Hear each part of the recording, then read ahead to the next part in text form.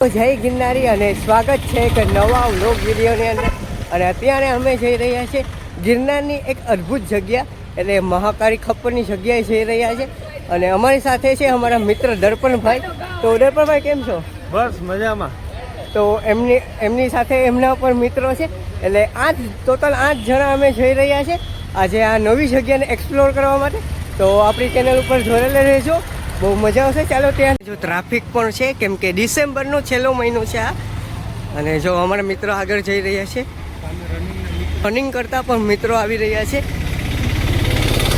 તો આ અમારા મિત્રો છે. આજે અમે આ લોકોની સાથે ફરવા જવા. કેમ છો ચિરાગભાઈ? તો આજે જય ગિરનારી બધાને. તો અમે હવે જઈ રહ્યા છે, તો જશું ને હવે? ચાલો તો જઈએ છીએ હવે.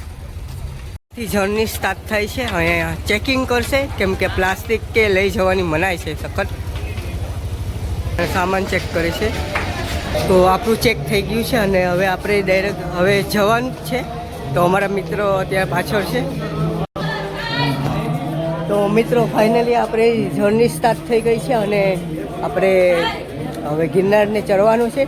પ્લસ એક નવી જગ્યા એટલે કે મહાકાળી ટૂંક જે ગિરનારની છેલ્લી જગ્યા છે ત્યાં જવાનું છે અને એડવેન્ચર રહેવાનું છે આજનો વ્લોગ ખાસ કરીને. તો જોડાયેલા રહેજો, બહુ મજા આવશે. તો ચાલો જઈએ. જો અમારા મિત્ર આવી રહ્યા છે અને મેં અહીંયા બેગ મૂકી લીધું છે. તો સાથે મિત્રો હવે સાથે મળીને હવે ચાલવાનું છે. જય ગિરનારી, જય ગિરનારી, જય ગિરનારી. આ જે જગ્યા છે એ દાતારનું વ્યૂ પોઈન્ટ છે અને નવનાથ ધોણાની જે ધજા છે અહીંયાથી દેખાઈ રહી છે. તો હું ત્યાં ગયેલો છું. આપણે ગિરનાર ચડવાનું છે પ્લસ મહાકાળી ટૂંક સુધી પહોંચવાનું છે જે ગિરનારની છેલ્લી ટૂંક માનવામાં આવે છે. ગિરનારી માર એવી ડણક કે ગુંજી ઉઠે ગિરનાર, કે માર એવી ડણક કે ગુંજી ઉઠે ગિરનાર, મીટ માંડી દે મંજિલ સામે ને કરી દે તું શિખર. આ છોકરાને જોઈ શકો ભેસાણ, જુનાગઢ જિલ્લાના ભેસાણ ગામનો છે. નથી પગમાં કોઈ મોંઘા શૂઝ, છતાં આત્મવિશ્વાસ એટલો છે કે ચડીને અંબાજી સુધી જવું છે. આ છોકરાને બિરદાવા લાયક છે. આટલી ઉંમરે પણ એમનો આત્મવિશ્વાસ ભરપૂર ભરેલો છે. ને કહેવાય છે કે જુનાગઢ જિલ્લાના હોય એટલે ગિરનાર જ્યાં સુધી ન ચડો ત્યાં સુધી અધૂરું કહેવાય. 10,000 પગથિયા કંઈ એટલા દૂર નથી. એકવાર ચડવા લ્યો એટલે કંઈ ગુરુ દત્તાત્રેય આવી જાય, કંઈ માં અંબાના પોખણા આવી જાય. એ ખ્યાલ નથી રહેતો. એ આત્મવિશ્વાસ ને તમારું શરીરનું ક્ષમતાનું માપદંડ છે. જય ગિરનાર, જય ગિરનારી. દર્પણભાઈ, મેં તો આ 3 વખતની સિઝનનો લાભ લઈ લીધો છે. ચોમાસું હોય, ગરમી હોય અને શિયાળો હોય, 3 ઋતુમાં ગિરનાર હું ચડેલો છું અને મને અનુભવ પણ સારો એવો મળ્યો છે. 100% તમે વર્ષની અંદર મારા ખ્યાલથી ગિરનાર 10 થી 15 વાર આવો છો. કેમ કે ગિરનાર પ્રત્યેનો આપનો પ્રેમ અનેરો જ છે. ખરેખર જુનાગઢ તો તમારું દિલ છે નિલેશભાઈ, આપ સૌ જાણીએ છે કે ચોમાસું હોય, ઉનાળો હોય કે શિયાળો હોય અને વરસતા વરસાદમાં પણ નિલેશભાઈ ગિરનારની મુલાકાતે પ્રકૃતિના ખોળે જ્યારે વનસ્પતિઓ ખીલી ઉઠી હોય ત્યારે એનો આનંદ લેવા જરૂરથી આવે છે. તો જય ગિરનારી, જય ગિરનારી.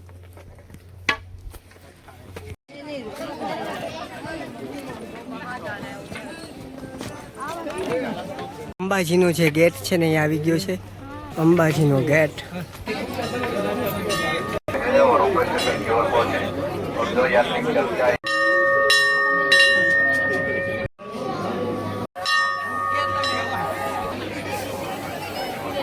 તો આને એનાઉન્સમેન્ટ પણ થઈ રહ્યું છે ટિકિટ માટે. તો અહીંયા ટિકિટ મળશે. આ ભાઈ પણ આવ્યા છે અને સ્પેશિયલી ચાલી નથી શકતા તો એને એની સ્ટ્રેચર ઉપર લઈ જઈને જઈ રહ્યા છે દર્શન માટે.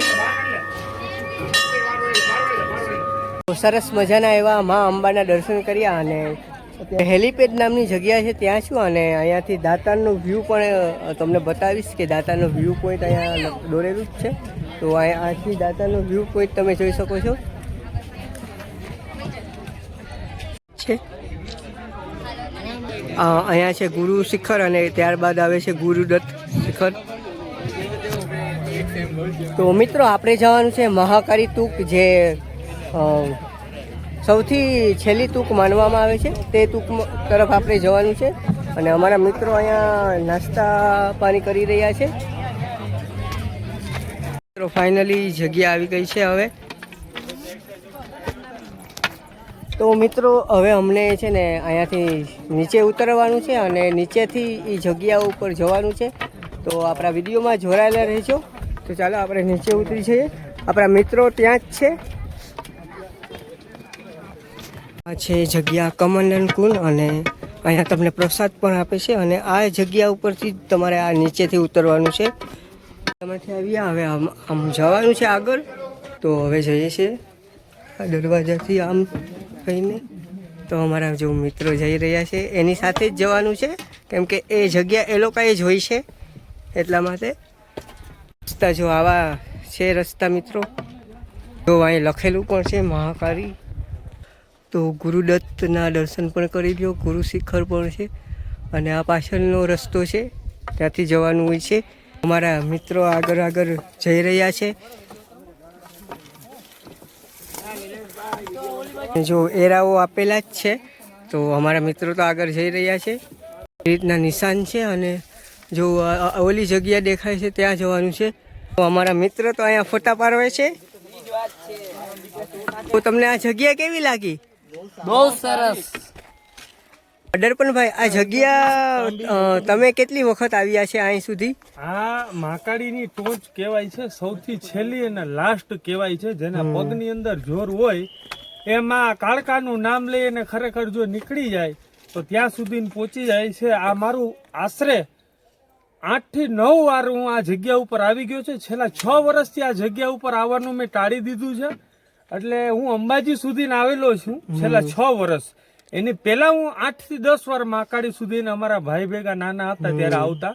એટલે હજી પણ અમે રસ્તો જોયેલો છે કે કમંડળ કુનેથી જ પસાર થઈને આ રસ્તા ઉપર જવાય છે.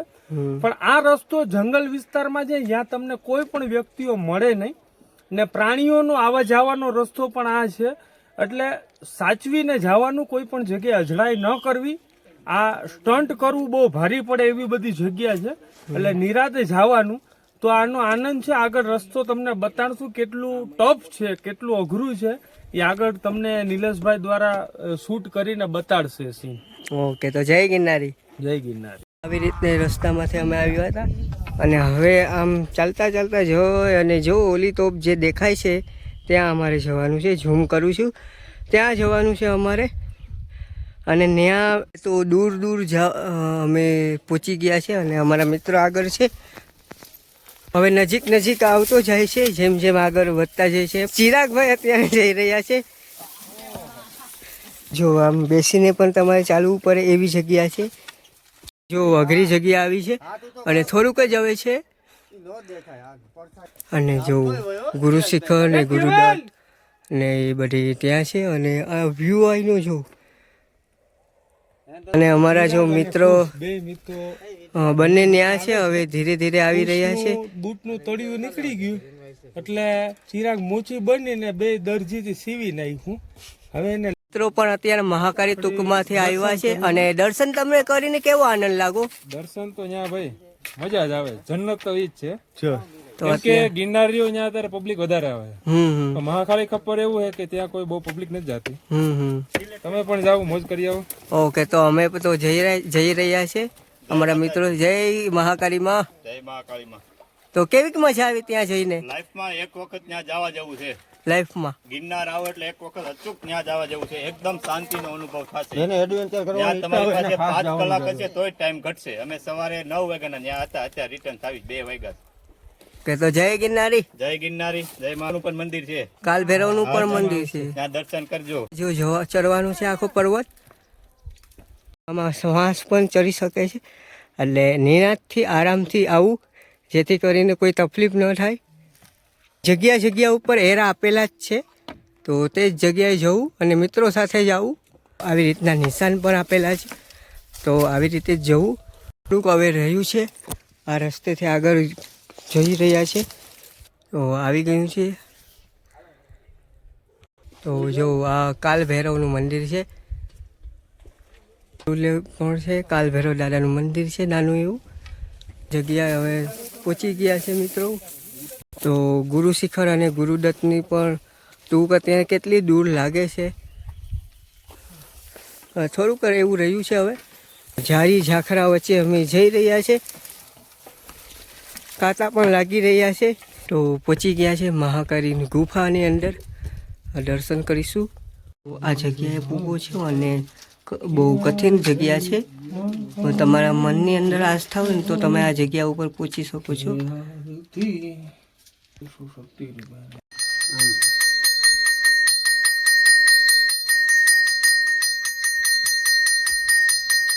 એક ફોટો પાડી લેજો.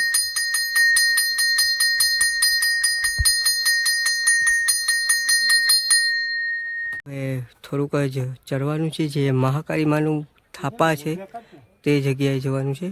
ત્યાં છે અમારા મિત્રો અને જો અહીંયા નીચે ખાય છે એવો તો બહુ એટલે બહુ ધ્યાન રાખવું. અને જો દર્પણભાઈ ચડી ગયા તો જો આ આખી ખાય જ છે. આ આખી ખાય જ છે. પાણીના કેન પણ ચડાવેલા છે. એ થાપો છે માતાજીનું. ધજા ચડાવવાની છે. જો અત્યારે અમારા મિત્ર છે ધજા બદલાવી રહ્યા છે. નવી ધજા અત્યારે ચડાવી રહ્યા છે.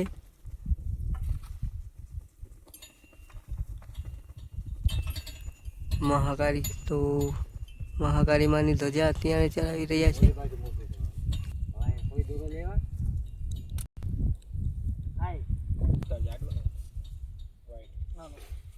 તો ફાઇનલી જો ધજા અત્યારે ચડાવી રહ્યા છે.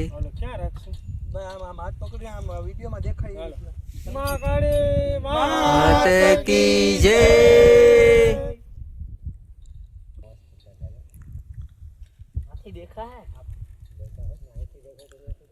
દર્શન થઈ ગયા અને હવે નીચે ઉતરી રહ્યા છે. તો હવે આ બ્લોગને એન્ડ કરી લે અને મળશું આપણે મેરે કરે મળશું ગામડે ગીર નહીં મરે આ મેં કરે તેની ધરતી દૂધ. ચાલો બાય બાય, તાતા સી.